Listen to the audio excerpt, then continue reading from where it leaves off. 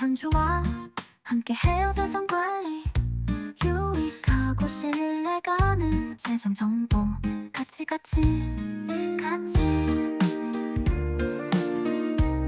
이제는 80세, 90세가 돼도 장수라고 하지 않을 정도로 오래 사는 게 당연한 일이 돼버렸어요. 그죠? 그렇죠.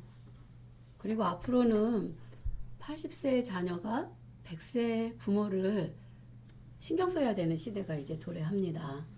문제는 오래 살 수는 있는데 건강하게 사는 거가 쉽지 않다는 거죠.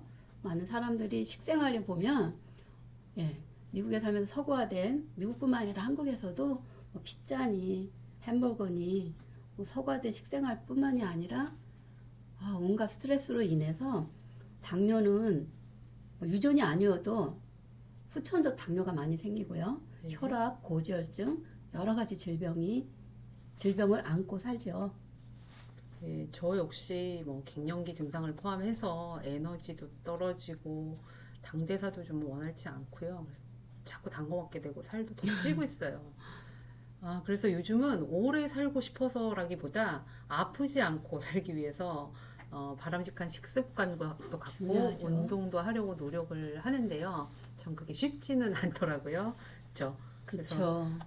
저희가 메디케어나 건강보험 때문에 손님들을 만나다 보면 오실 때 드시는 약 처방된 약들을 가져오시는데 보통이 2-3개, 많게는 7-8개 약 드시는 거가 보통이더라고요. 예, 그렇죠.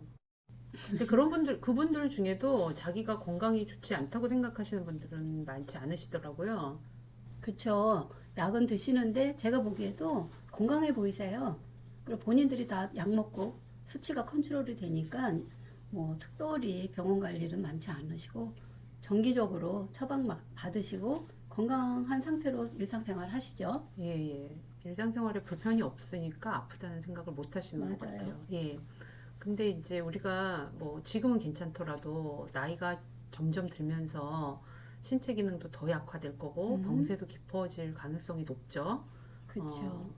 그래서 뭐 심장 질환이나 뇌혈관 질환 이런 쪽으로 발전을 하게 되는데 그러면서 뇌졸중 같은 걸로 마비가 와가지고 우리가 흔히 말하는 스트로크, 그쵸? 네, 그런 무섭죠. 거 와서 좀 혼자서 일상생활을 하기 어려워지는 경우가 종종 있더라고요. 맞아요. 또 여러 병 중에서 최근 가장 걱정되는 병이 치매죠. 예, 맞아요. 이렇게 뇌졸중이나 치매 걸리시면 혼자서는 생활이 불가능하죠. 그렇죠. 누군가가 옆에서 붙어 있어야만 돌봐주는 되죠. 사람이 있어야 되는 거죠. 맞아요. 근데 그 치매 같은 경우도 발병률이 꽤 높은 걸로 알고 있어요. 네, 한국의 경우 2020년 기준으로 보니까 65세 이상인 노인 경우에 치매 발병률이 10%. 그러니까 10명 중에 1명은 치매 환자죠. 예, 65세이면 상당히 젊은 축에 속하는데요. 그렇죠. 저도 멀지 않아 65세가 눈앞인데. 예, 예. 그리고 80에서 85세 요 사이에는 21% 정도? 네. 그러면은 10명 중 2명이네요. 그렇죠. 예. 그리고 85세 이상인 분들은 한 38.6, 40%에 가까우니까 10명 중에 4명. 예. 네. 그럼 상당한 숫자예요. 그렇죠? 그렇죠. 5명 중에 2명이니까. 예. 맞아요. 현재 한국인 평균 기대 수명이 85세 안팎으로 볼 수 있거든요. 예. 그러니까 그 사망에 가까워질수록 3명 중에 1명은 치매 환자랑 치매에 걸릴 가능성이 있다는 거죠. 그렇죠. 3명 중에 1명. 2명 중에 1명이면 현주님이나 아니면 저 3명 중에 한 분. 상당히 그쵸. 높은 맞아요. 수치이죠. 저희 시아버님도 81세에 치매가 시작을 했어요. 그래서 3년 정도 앓다가 돌아가셨거든요. 근데 저희 아버님이 낮에는 그 노인 돌봄센터라고 불리우는 곳이 있어요. 한국에서. 네. 그런 데서 시간을 보내고 돌아오셨거든요. 그거는 네. 그냥 여기서 얘기하는 어덜트 데이케어 보다는 이제 치매이신 분들한테 맞게 프로그램이 되어 있는 그런 곳이에요. 네네. 그래서 저희 아버님 학원 간다 막 이렇게 말씀하셨었거든요. 근데 이제 거기 다녀오셔서 그래도 하루를 다 보내시니까 어머님이 좀 괜찮으실 것 같은데 또 다녀오셔서 또 저녁 때는 그렇게 어머님을 힘들게 하셨다고 하더라고요. 저희 어머님이 저녁부터 또 새벽까지 간병을 하시느라고 되게 힘들어 하셨어요. 어머님은 건강하셨나요?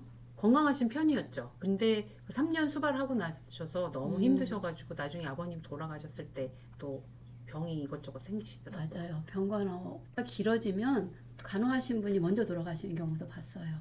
맞아요. 간병하는 건 보통 힘든 일이 아니죠. 예. 병간하는 분이 사실은 좀 더 힘들고 스트레스도 높고 그럴 것 같아요. 저희 어머님도 같이 저희 아버님이랑 뭐 나이 차이가 크게 없으신데 4살 차이시거든요.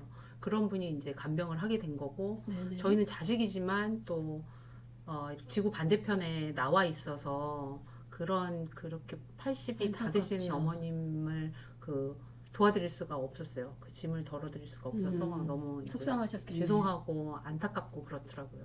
근데 누구나 나이 들면서 치매나 또 심혈관 질환이 생기지 않더라도 사망하기 전에 누군가의 간병을 받아야 되는 시기는 거의 누구나 다 걸치는 것 같아요. 우리 소원이 그냥 잠자다가 편하게 가는 거? 그렇죠. 그런 얘기를 많이 하세요. 맞아요. 사망하기 전에 어느 정도는 누군가의 수발을 받는 시기가 오는데 짧게는 뭐 한 주가 될 수도 있고 한 달이 될 수도 있고 길게는 1년, 5년, 10년까지 되는 경우가 있죠. 예. 근데 그 기간에 간병을 자녀분들이 하신다고 그러면 상당히 그렇죠. 긴 병에 효자 긴 병에 없다고. 효자 없다고 네. 쉬운 일은 아니라고요. 쉬운 일 아니죠. 네. 그러다가 이제 삶의 뭐- 질에도 문제가 생기고 그렇죠. 또 가족들의 경제적인 생계 문제도 문제가 생기고요. 그렇죠. 그래서 최소한 한 사람이 붙어서 간병한다 그러면 한 사람의 경제적인 나가서 일해서 벌어들이는 생계 비용 그만큼도 네. 비용이 들어가는 거니까. 그만큼 이상 들죠, 사실은. 그렇죠. 예. 병원비도 들 것이고. 그렇죠. 예. 근데 그 많은 비용을 미리 준비해 두지 않으면 그의 부담이 다 예. 남은 사람의 부담이죠. 그렇죠. 그 부담을 내가 미리 준비할 수는 없을까? 부담에 대한 비용을 미리 준비할 수 있다 그러면 예. 미래에 너무 닥칠 걱정을 조금 덜어내고 음. 스트레스가 좀 없겠네요. 그렇죠. 왜 우리가 생명보험을 가입해놔도 든든하죠. 든든하죠. 네. 예. 근데 그런 거 그래서 보험을 하는 거 아니겠어요? 네. 그렇죠. 예. 모든 병이 스트레스로부터 걱정에서부터 예. 시작된다고 볼 수 있다 그러면 준비된 사람은 그 상황이 될 가능성이 좀 줄어들 수 있다고도 볼 수 있겠네요. 그렇죠. 일단은 경제적인 타격을 좀 줄일 수도 있고 스트레스도 많이 줄일 수 있죠. 마음의 안정. 예. 그렇죠. 그런 롱텀 케어 상황에 들어갈 비용을 미리 준비해 두는 방법은 뭐가 있을까요? 롱텀 케어 보험이라는 게 있어요. 네. 예. 그래서 롱텀 케어 보험은 크게 두 가지로 나눌 수가 있는데요. 단순하게 장기 간호보험만 되는 트래디셔널 롱텀 케어라는 게 있고요. 네. 그리고 생명보험의 기능이 추가된 하이브리드 롱텀 케어가 있어요. 근데 이 트래디셔널 롱텀 케어는 롱텀 케어 한 가지 기능만 하기 때문에 보험료가 저렴한 편이죠. 네. 대신에 롱텀 케어 상황이 발생하지 않았다. 그러면 불입금을 돌려받을 수도 없고 다른 용도로도 활용하지를 못합니다. 그래서 흔히들 use it or lose it이라고도 표현을 해요. 그러니까 그런 단점을 가지고 있기 때문에 그것을 보완해서 생명보험처럼 사망보장금 혜택이 있는 롱텀 케어 보험도 있어요. 그걸 하이브리드 롱텀 케어라고 하는데요. 하이브리드 롱텀 케어는 그 생명보험을 포함을 하고 있기 때문에 그 비용이 좀 나가죠. 그래서 트래디셔널 롱텀 케어보다는 다소 높은 보험료를 내시는데요. 대신에 롱텀 케어 상황이 발생하지 않고 사망하는 경우는 불입한 금액보다 높은 금액이 유족한테 돌아갑니다. 말씀을 들어보니까 롱텀 케어의 종류가 크게 두 가지. 예. 하나는 트래디셔널 롱텀케어 상황에만 사용하고 롱텀케어 상황이 발생하지 않은 상황에서 사망하면 그동안 부려했던 돈이 되돌려 받을 수 없다는 얘기네요. 예, 또 맞습니다. 하나는 롱텀케어 혜택도 주면서 롱텀케어 상황에 혜택을 받지 못하면 사망보험금으로 지급된다. 예, 이렇게 정리하면 되나요? 예, 맞아요. 정리를 잘 하시네요. 그러면 생명보험에 텀보험이 예, 그 기간 안에 사망하면 혜택을 받고 아니면 사라지는 거와 예. 트레디셔널 롱텀케어 성격이 어떻게 보면 좀 비슷하죠. 비슷하네요. 예, 그렇게 예. 이해하면 생명보험 중에서 텀보험과 기간성 보험과 종신보험 예, 처럼 롱텀 케어도 조금은 다른 내용이겠지만 비용에 따라서 다르게 선택할 수 있다. 이렇게 이해하면 되겠나요? 예, 맞습니다. 자기 필요에 따라서 비용에 따라서.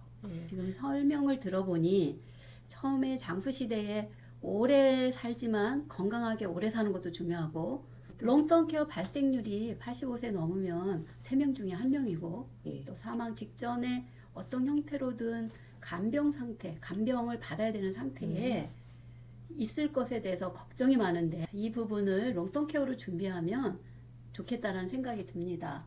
저도 이렇게 얘기를 나누다 보니까 롱텀 케어가 꼭 아니더라도 그에 상응하는 준비는 꼭 해놔야 되겠다 싶네요. 저 같은 경우는 했는데 저희 남편은 아직 롱텀 케어까지는 제가 준비를 못했거든요. 저희 남편도 그 생명보험을 가지고 아플 때 받을 수 있는 혜택이 있어요. 리빙 베네핏이라고. 그게 포함된 생명보험을 몇 년 전에 하나 더 가입을 해뒀거든요. 네. 근데 그게 저는 그때 당시는 83세까지 커버되는 거라서 80세 넘으면 뭐 사망보장금 별 필요 없겠지 그러고 충분할 것 같아서 그걸로 됐다 생각했는데 제가 그때는 미처 롱텀 케어 상황을 계산해 넣지 못한 거예요. 네. 예. 그래서 요즘 저도 남편한테 그 롱텀 케어 라이더가 있는 종신형 보험을 가입을 하려고 생각을 하고 있습니다. 아까 말씀 우리 서로 나눴지만 평균 수명이 85세를 넘어 100세를 가고 있는데 83세에 끊기는 플랜 같으면 새롭게 지금 미리 준비하실 필요가 있겠네요. 예, 그쵸. 저는 그냥 그때는 저도 80이 넘으니까 사망보장금 뭐 필요 없다 그래서 거기까지만 생각을 했었어요. 사실. 맞아요. 저도 보험을 하면서도 이 롱텀 케어 상황을 그렇게 심각하게 생각을 하지는 못했던 거죠. 이게 사실 우리가 알아도 내가 체감하기까지는 그렇게 금방 되지는 않는 것 같아요. 자꾸 이렇게 주변 사람들의 경험을 듣다 보니까 더 체감이 되더라고요. 최근 몇 년간 이제 생각한 거예요. 맞아요. 제가 처음 보험일 시작할 때는 생명보험이 85세, 90세면 충분하지 100세까지도 필요 없어 이러시는 분 많으셨고요. 그 당시에는 롱텀 케어에 대한 관심은 그다지 많지 않았는데 자, 오래 살면서 기간의 차이는 있겠지만 누구나 간병 상태에 있다가 사망하게 되는데 그 기간을 미리 준비하는 거 꼭 필요하다고 생각합니다. 예, 필요하죠. 그래서 저도 이제 저는 준비가 돼 있지만 저희 남편 거 빨리 준비를 해야 되겠다는 생각이 들어요. 그리고 저희가 지금 준비해 놓은 리빙 베네핏이라는 부분에 대해서도 다음번에 다루면 좋을 것 같습니다. 롱텀 케어나 리빙 베네핏을 준비하는 거는 개인한테는 아주 중요한 것 같아요. 내 노후에 내 삶을 어떻게 내가 원하는 방법으로 마무리할 것인지. 그렇죠. 그게 이게 준비가 안 돼 있으면 상황에 이끌려 가잖아요. 그렇죠. 그러니까 내가 원하는 대로 살려면 준비는 꼭 해놔야 된다. 그럼 다음번에는 롱텀 케어랑 리빙 베네핏의 차이점이 뭔지 얘기를 예. 한번 나눠보죠. 예, 둘을 한번 비교해서 각자에게 어떤 게 맞는지 선택해서 준비할 수 있도록 하면 좋을 것 같습니다. 네. 지금까지 크리스오 이현주였습니다. 같이 할 때 더 빛나는 같이. 오늘 나눈 내용이 도움이 되셨다면 구독, 좋아요, 알림 설정 부탁드립니다. 청취자분들의 반응이 저희에게는 큰 힘이 됩니다.